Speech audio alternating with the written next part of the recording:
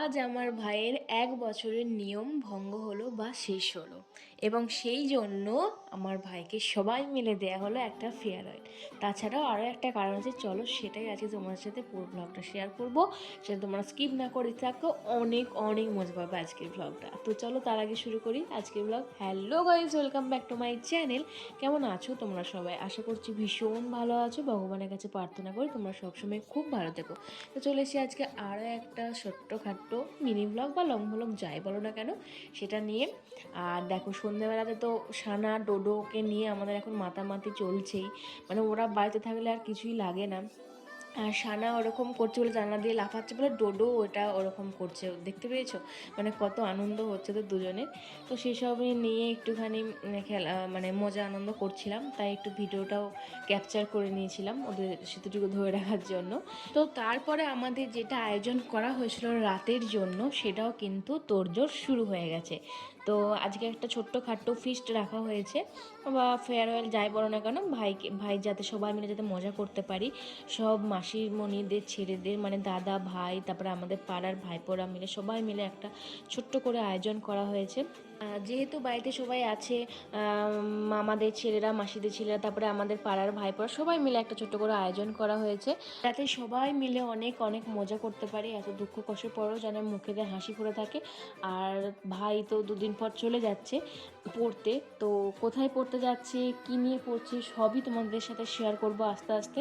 তো পড়তে চলে যাবে বলি আর হাতে বেশি দিন টাইম নেই। তখন যখন ভিডিওটা করেছিলাম তখন ওই কয়েকদিনের মতনই হাতে ছিল, সেই কারণে সবাইকে পেয়েছিলাম বলে একসাথে এই প্ল্যানটা করা হয়েছিল যে একটা ছোট্টখাটো ফেয়ারওয়েলও হচ্ছে, আবার একটা ছোট্টখাটো ফিস্ট হচ্ছে, সবাই মিলে মজা আনন্দ করতে পারবো, দাদারা ভাইয়েরা মিলে সবাই মিলে। এই কারণ ছিল একটা। আর দ্বিতীয় কারণ ছিল আমার ভাই 1 বছর ধরে চিকেন খাচ্ছিল না বাবা মারা যাওয়ার পর থেকে। মানে মা তো মাংস খাওয়া পুরোপুরি বন্ধ করে দিয়েছিল, মাংস মাছ ডিম সব কিছু, আর ভাই চিকেন খাওয়া বন্ধ করে দিয়েছিল।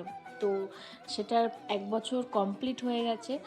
একটা পুজো দেওয়া হয়েছে, যেখান থেকে বারণ করা হয়েছিল সেখানেও পুজো দেওয়া হয়েছে, সেখানে তো খাওয়া দাওয়া করেছি। তারপরে কিন্তু আজ থেকে আমার ভাই চিকেন খাওয়া শুরু করবে। তো সেই কারণেই আমরা এইটা প্ল্যান করেছি যে যখন ও শুরু করবে, ও অনেক থেকে বলছিল যে যেদিনে আমি চিকেন খাবো সেদিনে আমি সব খেয়ে নেব। তো কত খেতে পারে সেই কারণে আজকের এই আয়োজন, যে দেখবো কত খেতে পারে।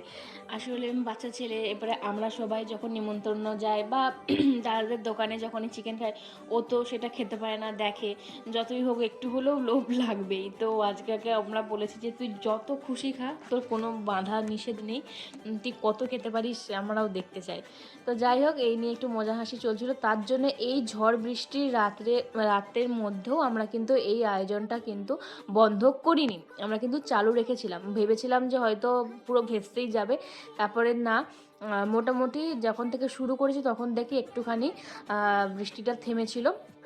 তার জন্য এই কাদার মধ্যেও আমরা আয়োজনটা করেছি, আমাদের গোয়ালচালার মধ্যে এই আয়োজনটা করেছি। খামারেতে দুটো লাইটও দেওয়া হয়েছে।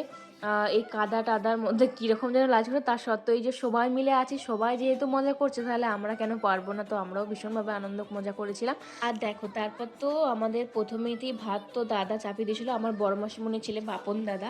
ও বাপন দাদাই সব কিছু রান্না টান্না কিন্তু করছিল। প্রথমে দেখতে পেয়েছিলে যে ভাতটা মোটামুটি আমাদের চাপিয়ে দেওয়া হয়েছে, আর ভাতটা নেমেও গেছে মোটামুটি, অর্ধেক প্রায় হয়েই গেছিলো, 90% মতন হয়েই গেছিলো। তারপরে তো ঢাকা দিয়ে রেখে দেওয়া হয়েছে, যতটা ভাপের মধ্যে হবে হবে, যদি না হয় তখন আরেকবার ফুটে দেওয়া হবে।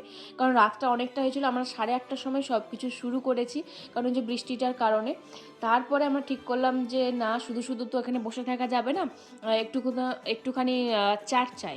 তো সেই জন্য ভাবলাম যে চলো তাহলে চিকেন পকোড়াটাই করা যাক। তো চিকেনগুলোকে প্রথমেই তো ম্যারিনেশন করে নিয়েছিল আমার ভাই, দেখতেই পেয়েছিল সব রকম মশলা দিয়ে, দই দিয়ে সব কিছু, তোমাদেরকে সবটাই শেয়ার করেছি।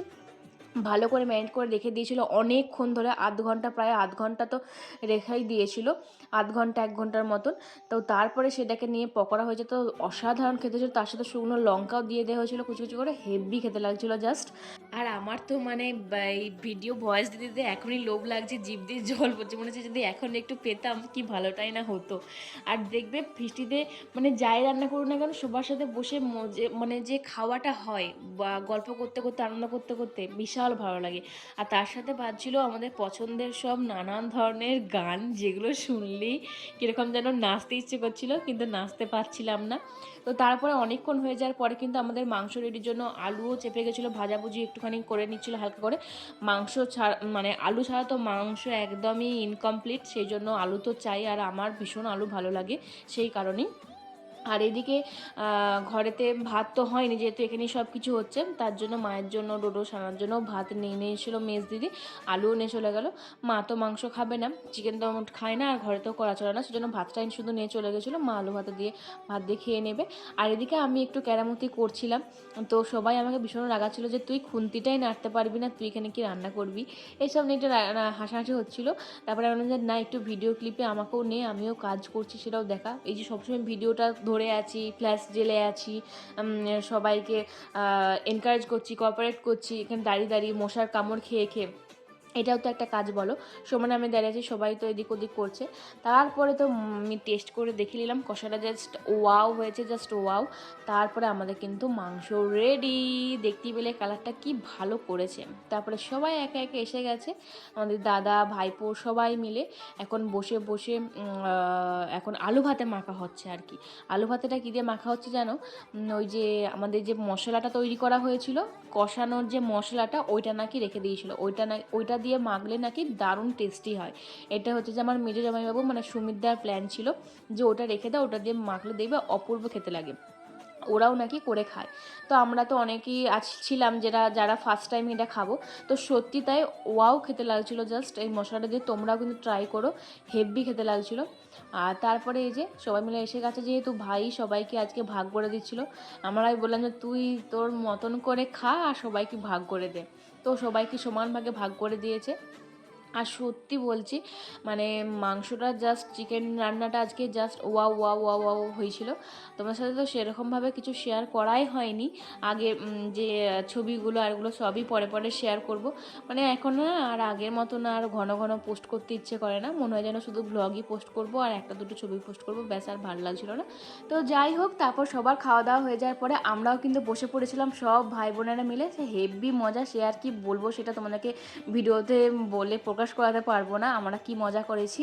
তো আজকের ভিডিওটা এই পর্যন্ত, কেমন লাগলো তোমরা অবশ্যই জানিও, ভালো লাগলে অবশ্যই লাইক কমেন্ট শেয়ার করতে একদম ভুলবেন। দেখা হচ্ছে পরের ব্লগে খুব তাড়াতাড়ি, তো তোমরা ভালো থাকবে, সুস্থ থাকবে, বাই।